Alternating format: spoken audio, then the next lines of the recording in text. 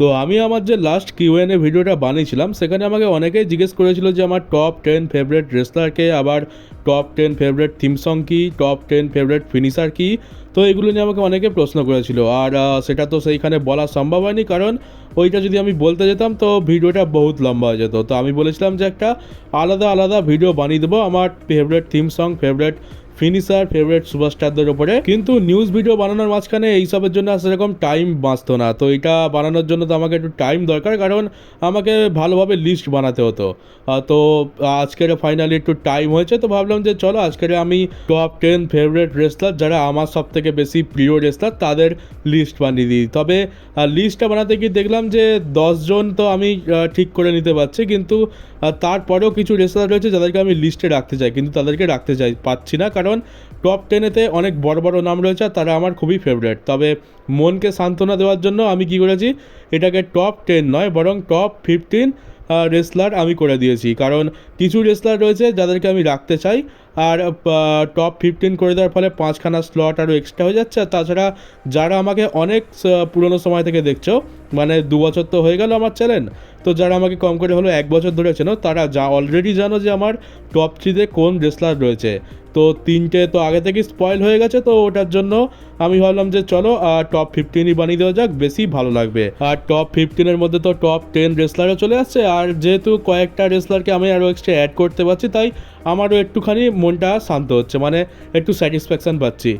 তো চলো দেরি না করে আজকে শুরু করব আজকের লিস্টটা। কিন্তু তার আগেই বলে রাখি যে এটা আমার একদম পার্সোনাল ফেভারিটের লিস্ট। এখানে তোমাদের হয়তো অনেক ফেভারিট রেসলার নেই, আর আমি জানি যে তোমাদের ফেভারিট রেসলার এখানে নেই, কারণ আমি তো তোমাদের ফ্যান বেসের ব্যাপারে ভালো করে জানি। তোমাদের বেশ কিছু ফেভারিট রেসলার রয়েছে যারা এই লিস্টেতে নেই। এটা আমার একদম নিজের পার্সোনাল ফেভারিটের লিস্ট, আর এই লিস্টটা আমি আমার পছন্দের বেসিসেই বানিয়েছি। তো কেউ কমেন্টে বলবে না যে দাদা এটা কি হলো, এত বড় রেসলার তুমি একে লিস্টে রাখোনি। তো লিস্টে এই জন্যই রাখিনি কারণ আমার তাকে ততটাও পছন্দ নয়, তো এটা পরিষ্কার বুঝে নাও। তো চলো এবার প্রথম যে নামটা আছে সেটা দেখে নিই। তো 15 নম্বরে রয়েছে আমাদের LA নাইট। তো LA নাইট হয়তো 1-2 বছর আগে হলে কিংবা 2-3 বছর আগে হলে হয়তো আমার এই লিস্টে জায়গা পর্যন্ত পেত না, কারণ তখন তো আমরা তাকে চিনতামই না। কিন্তু তারপর যখন ধীরে ধীরে তার পপুলারিটি বাড়লো, আমরা তাকে চিনলাম, তখন আমি ভাবলাম যে একবার এর বিষয়ে একবার ভালো করে খোঁজ নেওয়া দরকার। তো দেখলাম যে এ অনেক পুরনো রেসলার, ইন্ডি রেসলিং প্রমোশনের একটা বড় নাম, অনেক বছর ধরে পরিশ্রম করছে, আর ডাব্লিউডব্লিউইতে এখন গিয়ে সে চান্স পেয়েছে। আর এর পুরো কাহিনীটাই খুব দারুণ, খুবই ইন্সপায়ারিং একজন রেসলার। আর সব থেকে বড় বিষয় হচ্ছে যে আজ পর্যন্ত সে কোনোদিন হার মানে নেয়নি, এতদিন ধরে স্ট্রাগল করেছে, আর এখন গিয়ে সে এখন এত বেশি পপুলার। তার ইন রিং স্কিল তো আমরা সকলেই জানি খুব ভালো, মাইক স্কিল তো খুবই দারুণ। এ এমন একজন রেসলার যে জন সিনা, রক এদেরকে টক্কর দিতে পারবে মাইক স্কিলেতে, আর যেটা আমরা প্রতি সপ্তাহতেই দেখতে পাই। আর ঠিক এই এতগুলো কারণের জন্যই এ আমার লিস্টে 15 নম্বরে রয়েছে, আর ভবিষ্যতে হয়তো এ আমার লিস্টে আরও ওপরের দিকে জায়গা করে নেবে। তারপর 14 নম্বরে রয়েছে ডাব্লিউডব্লিউইর খুবই আন্ডার রেটেড একজন রেসলার, আর যে হচ্ছে কেভিন ওভেন্স, যে এখন আপাতত ইনজয়েড হয়ে গেছে, আর কোনোদিন আদৌ সে রেসলিং রিংয়ে রিটার্ন করতে পারবে কিনা আমরা জানি না। ডাব্লিউডব্লিউই তাকে লাস্ট কিছু বছরে তো ভালোভাবে ইউজ করেনি, তবে আমার মনে একটা এর জন্য আলাদা জায়গা রয়েছে, মানে একে এক্সট্রিম ম্যাচ তো এ খুব ভালোভাবে দিতে পারে, মাইক স্কিল খুবই দারুণ, ইন রিং স্কিল খুবই দারুণ, ওই রকম চেহারা নিয়ে অত সুন্দর সুন্দর মুভ পারফর্ম করা চারটিখানি কথা না। আর সে তার শেষ কিছু সময় এমন একজন হিল হয়ে উঠেছিল যাকে কেউই হেড করতে পারবে না, মানে এমন একজন হিল যে সকলের মনে জায়গা করে নিয়েছিল। আর এরপর 13 নম্বরে রয়েছে আমাদের অলমাইটি ববি ল্যাসলি। ববি ল্যাসলি আমার খুবই ফেভারিট একজন রেসলার। অনেকে আছে যারা ববি ল্যাসলিকে ফেভারিটের মধ্যে রাখবে না, কিন্তু আমার তো খুবই পছন্দের রেসলার। বিশেষ করে ব্রক লেসনার যেরকম ইউএফসি ব্যাকগ্রাউন্ড রয়েছে, MMA ব্যাকগ্রাউন্ড রয়েছে, ববি ল্যাসলিরও সেই একই ব্যাকগ্রাউন্ড। আর ব্রক লেসনারকে যদি কেউ টক্কর দিতে পারে সে হচ্ছে ববি ল্যাসলি। আমরা দেখেছি ববি ল্যাসলি কীভাবে ব্রক লেসনারকে ডমিনেট করেছে, খুবই পাওয়ারফুল একজন রেসলার, তবে খুবই আন্ডাররেটেড। ববি ল্যাসলিকে নিয়ে অতটা কথা হয় না। আর তাছাড়া ভিন্স ম্যাকম্যান তো তাকে বড় বানিয়েছিল, কিন্তু ট্রিপল এইচ তাকে সেরকমভাবে ইউজ তো করলো না, উল্টে রিলিজ করে দিল, যেটা একটু স্যাড। তবে ববি ল্যাসলি আমার সবসময় ফেভারিট থাকবে। আর 12 নম্বরে রয়েছে আমাদের ক্যালটিক ওয়ারিয়ার সেমাস। তো সেমাসও আমার খুব ফেভারিট একজন রেসলার। সেমাসের ম্যাচগুলো দেখে আমি কোনোদিনও বোর হইনি, মানে সেই আমি ছোটোবেলায় দেখতাম যে 2012-13 এগুলো সেমাসের প্রাইম টাইম ছিল। সেমাসের প্রাইম টাইম তো খুব বেশি সময় ছিল না, কিন্তু যেটুকু সময় দিয়েছিল খুবই দারুণ দিয়েছিল। তারপর থেকে তার ক্যারেক্টারটা বেকার হয়ে যায়, তাকে ভালোভাবে ইউজ করা হয় না। এখন মোটামুটি ঠিকঠাক চলছে, কিন্তু কি চলছে কিছু বুঝতে পারছি না। ভালো কিছু ভবিষ্যতে হবে কিনা সেটাও জানি না। তবে Sheamus one of the best wrestler, এটা তো আমি জোর দিয়ে বলতে পারি। আর সেমাস তাছাড়া নিজেও বলে সে তার প্রত্যেকটা ম্যাচ এমনভাবে রেসেল করে যেন সেটা রেসেলমেনিয়া লেভেলে যায়, আর আমরা তার এফোর্টও প্রত্যেকটা ম্যাচে দেখতে পাই। সেমাস এমন একজন রেসলার যাকে তুমি মিড কার্ড টাইটেল দিয়ে দাও কিংবা ওয়ার্ল্ড চ্যাম্পিয়নশিপ দিয়ে দাও, কিন্তু সে সবসময় টপেই থাকবে। সে একদম টপ ক্যালিবারের রেসলার, আর সে সব জায়গাতেই মানিয়ে যাবে। আর এরপর 11 নম্বরে রয়েছে ফর্মার ডাব্লিউডব্লিউই আনডিসপিউটেড চ্যাম্পিয়ন, বর্তমান কোম্পানির 1 নম্বর ফেস আর ভবিষ্যতের ওয়ার্ল্ড চ্যাম্পিয়ন, যে আমাদেরকে রোমানের বোরিং টাইটেল রেন থেকে মুক্তি দিয়েছিল। তিনি হচ্ছেন আমাদের আমেরিকান নাইটমেয়ার কোডি রোডস। তো কোডি রোডসের স্টোরিটা তো খুবই দারুণ। কোডি রোডস একজন নেপোকিড হওয়া সত্ত্বেও ডাব্লিউডব্লিউই তাকে সেই সম্মানটা দেয়নি, সেরকমভাবে পুজো করেনি। একজন জোকার হিসাবে ছিল, কিন্তু সে সেটা মেনে নেয়নি। আর তারপরে আজ সে নিজের পরিশ্রমের দ্বারা এটা প্রমাণ করে দেয় যে সে কোন ক্যালিবারের রেসলার, আর তারপরে সে তার যোগ্য সম্মানটা আদায় করে নেয়। আর এখন সে বর্তমান কোম্পানির 1 নম্বর ফেস। তো কোডি রোডসের ব্যাপারে কিছুই বলার নেই, খুবই ইন্সপায়ারিং একজন রেসলার। অনেকে একে উল্টোপাল্টা বলে, কিন্তু আমার কাছে তো এর একটা আলাদাই জায়গা রয়েছে। বর্তমানে কিছু লকডাউনের আঁটু ঝাঁটু কিডস রয়েছে যারা এর মর্ম তো বুঝবে না, তারা কুকুরের মতো ঘেউ ঘেউ করতেই বেশি পছন্দ করে। তো কোডি রোডস এখন আপাতত আমার লিস্টে 11 নম্বরে রয়েছে, তবে হয়তো 2-3 বছর পর সে টপ 10-এর অনেকটা ওপরেই চলে যাবে, কারণ আমার মনে হচ্ছে ডাব্লিউডব্লিউই তাকে ভালো মতো পুশ করবে, আর তার মধ্যে পোটেন্সিয়াল তো ভরপুর রয়েছে। আর এই এতগুলো পয়েন্ট কোডি রোডসকে আমার ফেভারিট রেসলারের মধ্যে আনে। আর এরপর পালা হচ্ছে টপ 10-এ। তো 10 নম্বরে রয়েছে আমাদের সেথ ফ্রিকেন রলিন্স, বর্তমান সময় সব থেকে বড় ভিলেন। তো সেথ রলিন্সের ব্যাপারে তো কিছু বলারই নেই, আমরা সকলেই জানি সেথ রলিন্স কোন লেভেলের। আর এখন হয়তো 10 নম্বরে রয়েছে, তবে কদিন পর কিংবা হয়তো 1-2 বছর পর আরামসে সে 6 নম্বর কিংবা 5 নম্বরে চলে যেতে পারে। সেথ রলিন্সের কাছে কি নেই, প্রোমো স্কিল তো রয়েছে। এন্ট্রান্সের সময় তার একটা অরা আমরা ফিল করতে পারি। ফ্যান ফেভারিট, এমন একজন ভিলেন যাকে কেউ কখনো হেট করতে পারবেই না। আর বর্তমান ডাব্লিউডব্লিউইতে বলতে হবে one of the best wrestler হচ্ছে সেথ রলিন্স। তো সেথ রলিন্স তো এই জন্যই আমার এত বেশি ফেভারিট। আর তাছাড়া বলে রাখি, শিল্ডের মধ্যে যে 3 জন মেম্বার ছিল, সেই 3 জনের মধ্যে এই আমার সব থেকে বেশি প্রিয় মেম্বার। আর আরেকটা বড় কথা হলো যে রোমানের আবাল ফ্যানদের বর্তমানে চুপ করিয়ে রাখার কাজটা এই করছে। আর এরপর 9 নম্বরে রয়েছে আমাদের ড্রু ম্যাকিন্টায়ার, আমার তো খুবই ফেভারিট একজন রেসলার। এর স্টোরিটা অনেকটা কোডি রোডসের মতোই ধরে নাও, শুধুমাত্র কোডি রোডসের বাবার মতো এর ডাব্লিউডব্লিউইতে ভালো চেনা জানা ছিল না, মানে নেপোকিড নয়, কিন্তু স্ট্রাগল তো একেও জীবনে বহুত করতে হয়েছে, কিন্তু তার সত্ত্বেও তেমন কিছু পাচ্ছে না এখনো পর্যন্ত। আমি এটা বিলিভ করি যে সে ওয়ার্ল্ড চ্যাম্পিয়নশিপ মেটেরিয়াল, সে ওয়ার্ল্ড টাইটেল ডিজার্ভ করে, কিন্তু ডাব্লিউডব্লিউই তো তাকে ডিমান প্রিস্টের সাথেই গুলিয়ে রেখেছে, আর এখন তো ইনজয়েড হয়ে গেছে। আর এ এমন একজন ক্যারেক্টার, মানে বলতে পারো যে এই রিসেন্ট টাইমে এমন একটা ক্যারেক্টার প্লে করেছে যেটা সত্যি একটা আলাদা লেভেলে। আমরা ড্রু ম্যাকিন্টায়ারকে কীরকমভাবে দেখেছি, একজন রোস্টার হিসাবে, একজন পারফেক্ট হিল হিসাবে, ফ্যান্সরাকে সাপোর্ট করে, কখনো হেট করে, সব রকম রিয়াকশান নিয়ে পায়। একজন কোম্পানির চ্যাম্পিয়ন হওয়ার জন্য, একজন কোম্পানির ফেস হওয়ার জন্য আর কি বা চাই, মানে ক্যারেক্টার, ফ্যানদের সাপোর্ট, এন্ট্রান্স, অরা, তারপরে ইনরিং স্কিল, মাইক স্কিল, সব দিক দিয়ে ভরপুর। আর এই জন্য ড্রু ম্যাকিন্টায়ারকে আমার এত বেশি পছন্দ। আর এরপর 8 নম্বরে রয়েছে আমাদের রেটেড আর সুপারস্টার এজ। তো আমি অনেক ছোট ছিলাম যখন এজ রিটায়ার হয়ে যায়, তখন আমি হয়তো ডাব্লিউডব্লিউই দেখে মাত্র 2-3 বছরই হয়েছিল ডাব্লিউডব্লিউই দেখা শুরু করেছি। তখন আমি এজকে যেটুকু দেখেছি খুবই ভালো লেগেছিল। আর সবথেকে বেশি ইমপ্রেস তো হয়েছি আমি এই এজের রিটার্নের পর থেকে, মানে এই বয়সে এসে এরকম ব্যাঙ্গার ম্যাচেস দেওয়া, তাছাড়া AEWতে এখন যে কাজগুলো করে বেড়াচ্ছে সত্যিই অসাধারণ। এজ ডেফিনেটলি ডাব্লিউডব্লিউই বলো বা রেসলিং জগতের বলো একটা one of the best wrestler, আর গ্রেটেস্ট অফ অল টাইম তো বটেই। আর তাছাড়া এজের যে সমস্ত আমরা রিটায়ার হওয়ার আগের যে রানটা আমরা দেখতে পেয়েছিলাম, সেটা আমি ইউটিউবে তো অনেক দেখেছি, তো সেগুলো দেখে আমি তো এজের পুরো ফ্যান হয়ে গেছি। আর এখনও এজের আমি অনেক বড় ভক্ত। তো এজ তো আমার খুবই মানে মনের কাছের একজন রেসলার, আর সবসময় আমার ফেভারিটের মধ্যেই থাকবে। আর এবার 7 নম্বরে যিনি রয়েছেন তাকে আমি খুবই সম্মান করি, আর আমার মতে ডাব্লিউডব্লিউইর ইতিহাসে সব থেকে বড় লেজেন্ড হচ্ছে ইনি, মানে দ্য ডেডম্যান আন্ডারটেকার, যে একজন রেসলিং আইকন। তো এই ডেডম্যান আন্ডারটেকারকে কখনো আমরা তার রেসলিংয়ের জন্য জানি না, তার ইনরিং স্কিলের জন্য জানি না, আমরা তাকে তার প্রোমো আর তার স্পেশাল ক্যারেক্টারের জন্য জানি। আর যেভাবে সে ফেবকে অ্যালাইভ রেখেছিল, সেটা আমাদের এখনকার যুগে রেসলারের পক্ষে সম্ভবই নয়। আর আন্ডারটেকার তো কিছু বলারই নেই, মানে যতই প্রশংসা করো ততই কম।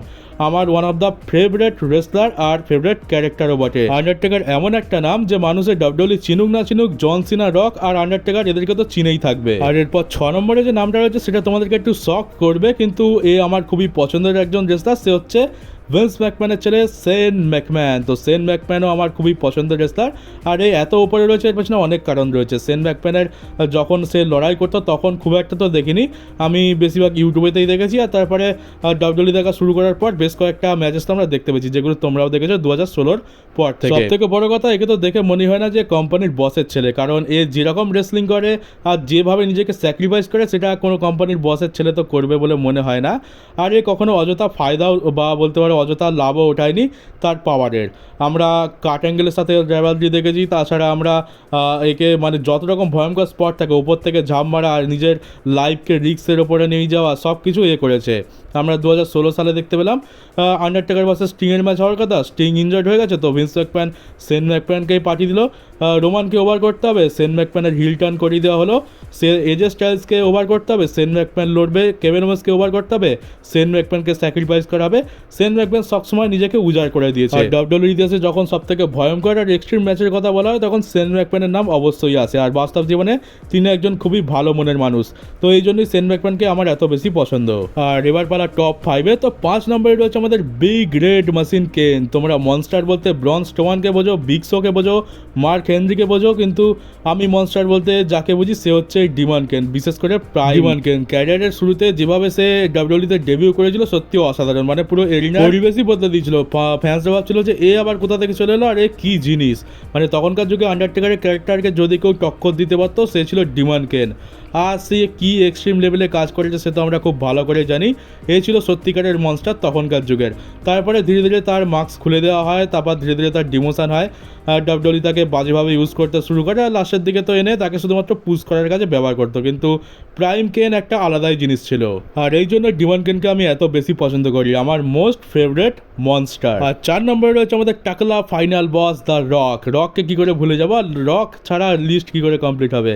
রক এমন একজন রেসলার যে এন্টারটেনমেন্টের একদম পুরো বলতে পারো জাহাজ, মানে যেভাবে আমাদেরকে এন্টারটেন করেছে তখনকার যুগে সত্যিই অসাধারণ ছিল। তখন আমি ডাব্লিউডব্লিউ অবশ্যই দেখিনি, যা দেখাতো ইউটিউব থেকে, আর তারপরে 2012-13 আমি দেখেছি জন সিনার সাথে, আর এখন তো বিশেষ করে এখন যা দেখছি দারুণ এন্টারটেনিং। সেটা আলাদা কথা যে এখন ঠকিয়ে দিয়ে পালিয়ে গেছে, সেটা তো আর কিছু বলার নেই। তবে সেই 2000 সাল 2002-1 এরকম সময় আমরা রকের সাথে স্টোন কোল্ড স্টিভ অস্টিনের যে রাইভালরি দেখতে পেতাম, তারপর 1900 সালের দিকে আমরা হাল্ক হগানের সাথে রকের যে ম্যাচগুলো দেখতে পেতাম, বছরগুলো আর ওই রাইভালরিগুলো আমরা কি করে ভুলতে পারি। সত্যিই খুবই অসাধারণ ছিল, আমরা আজও সেগুলো দেখলে এনজয় করবো, মানে যতবারই দেখো বোর তো হতো না। তখনকার ফ্যান্সদের রিয়াকশন আর ক্রেজও আলাদাই ছিল সেই ম্যাচেসগুলোর প্রতি। রকের ইনরিং স্কিল, তারপরে তার মাইক স্কিল তো সত্যি অসাধারণ, মানে তার প্রোমোগুলো দেখে আমি তো মুগ্ধ হয়ে যেতাম। আর তারপর হলো 2004 সাল, সে চলে গেল হলিউডে, আর তারপর হয়ে গেল সব শেষ। আর এবার হচ্ছে টপ 3 এর পালা। তোমরা তো জানোই যে টপ 3-তে কারা কারা রয়েছে। তো 3 নম্বরে রয়েছে আমাদের 17 time world champion, official greatest of all time, one and only John Cena. তো জন সিনার ব্যাপারে আর কি বা বলবো, তোমরা সকলেই জন সিনার ব্যাপারে জানো, মানে প্রশংসা কি করবো, জন সিনাকে তো হেট করার আমি একটাও কারণ খুঁজে পাই না।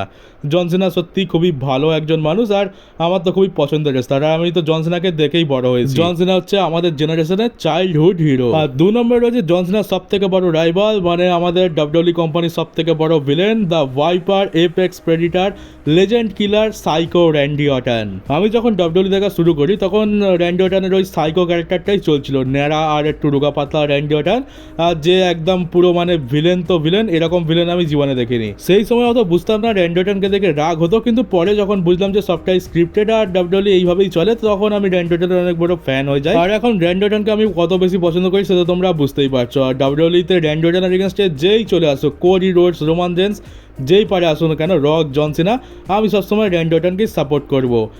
একটা সময় খালি ব্যতিক্রম হবে যখন আমার 1 নম্বর রেসলারটা র্যান্ডি অর্টনের সামনে আসবে, আর এরপরই আসছে আমার 1 নম্বর রেসলার। 1 নম্বরে আমার সব থেকে ফেভারিট রেসলার হচ্ছে the beast incarnate Brock Lesnar, যেটা তোমরা সকলেই জানো। তো ব্রক লেসনার কেন ফেভারিট এটা তো আর বলে দিতে হবে না, তোমরা সকলেই ব্রক লেসনার ব্যাপারে খুব ভালো করে জানো, আর আমি নিজের ভিডিওতে অনেকবার ব্রক লেসনারের প্রশংসা করেছি, তাই এখানে আর নতুন করে কিছু বললামই না। তো ব্রক লেসনার, র্যান্ডি অর্টন আর জন সিনা, এটা তোমরা অনেকেই জানো যে আমার টপ 3-তে থাকবেই থাকবে। তো এই হয়ে গেল আমার পুরো টপ ফেভারিট টপ 15-এর লিস্ট, যাদের আমি সব থেকে বেশি পছন্দ করি। আর ভবিষ্যতে একটু মানে নিচের দিক থেকে একটু এদিক ওদিক হতে পারে, তবে টপ 5 তো একদম সেমই থাকবে, এদেরকে কোনো কিছু দিয়ে কোনোদিন রিপ্লেস করা যাবে না। তো এই হচ্ছে আমার ফেভারিটের লিস্ট। আর তোমরা কমেন্ট বক্সে তোমাদের টপ 10 ফেভারিট রেসলার কারা সেটাও তোমরা বলতে পারো। আর আমি জানি এবারে আমার কমেন্ট সেকশানে কী হতে চলেছে, কারণ আমি তো জানি ভিডিওতে আমি কী নিয়ে কথা বলেছি, তো আমি তো রেডি রয়েছি তার জন্য। আর অফকোর্স আমি এগুলোকে এনজয় করি, কারণ আগে এগুলো দেখে রাগ হতো, কিন্তু এখন এগুলো দেখে সত্যি হাসি পায় আর আমি এনজয় করি। মানে আমি ভাবি যে একটা গোটা ফ্যান বেসের IQ নিনজা হাতুড়ি সিসি মারুর থেকেও কী করে কম হতে পারে, মানে জাস্ট হাস্যকর। তো ভাবছো যে আমি এত কথা এক্সট্রা কেন বলতে যাচ্ছি, কারণ আমি জানি যে আমি লিস্টেতে তাকে রাখিনি, সেই জন্য আর কিছু আবার ফ্যান এসে বলবে যে আরে এত বড় রেসলারকে রাখনি, তুমি কি WWE কিছু বোঝো, তুমি কি রেসলিংয়ের কিছু বোঝো? তো আমি বলবো দেখ ভাই, তোদের মাথায় গু ভর্তি আছে, তাই জন্য তোরা তাকে ফেভারিট বানিয়ে রেখেছিস। আমার মাথায় আমার নিজের ব্রেন রয়েছে, তাই আমি আপাতত ভাবনা চিন্তা করে যেটা ঠিক সেটা ঠিক আর যেটা ভুল সেটা ভুল বলতে পারছি। তোদের মতো টক্সিসিটি ছড়ানো আর আবালগিরি করা আমার কাজ নয়। আর এমনি তো রেসেল এক্সপ্লেনার একটা রেসলিং চ্যানেল, এটা কোনো পার্টিকুলার রেসলারের ফ্যান পেজ তো নয়। এখানে যে ভালো কাজ করবে তার অবশ্যই প্রশংসা করা হবে, আর যে খারাপ কাজ করবে তার অবশ্যই নিন্দে করা হবে। আর এই ভিডিওতে আমি আমার টপ 15 রেসলারের কথা বলেছি, মানে আমার যাদেরকে সব থেকে বেশি পছন্দ হতো। তোদের লিস্টে তোরা যাকে খুশি রাখ, আমি দেখতে যাবো। আর একটা হাস্যকর বিষয় হচ্ছে যে কিছু আবাল ফ্যান রয়েছে যারা তো 1 থেকে 10 পর্যন্ত একজন রেসলারেরই নাম লিখে ভরিয়ে রাখবে। তোমরা আশা করি বুঝতে পারছো যে আমি কার কথা বলছি। আর কিছু কিছু ফ্যান্স তো এমন রয়েছে যারা নামের বানানটাও ঠিক করে লিখতে পারে না। আমি মাঝে মাঝে নামের বানানটা দেখে ভাবি যে এরা তাদের ফেভারিট রেসলারের কৃতিত্ব দেখাতে এসছে, নাকি তার নাম চেঞ্জ করে তার নামের বানান ভুলভাল লিখে তার বেইজ্জতি করাতে এসছে। তো এদেরকে কী বা বোঝাবো, কী বা বলবো, তাই জন্য আমার কথা বলার টোনটা কিছুটা এরকম করতে হয়েছে, আর এরা এটারই যোগ্য। তো চলো সব আলছালদের কথা বাদ দিয়ে চলো ভিডিওটা শেষ করা যাক। এই ছিল আমার টপ 15 ফেভারিট রেসলারের লিস্ট।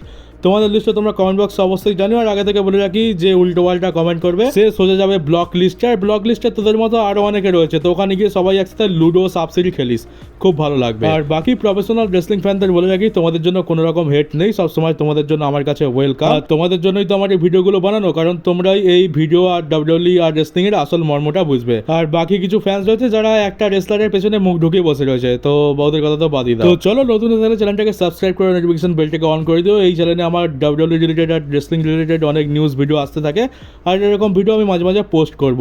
তো চলো দেখা হচ্ছে তোমাদের সাথে পরের একটা নিউজ ভিডিওতে।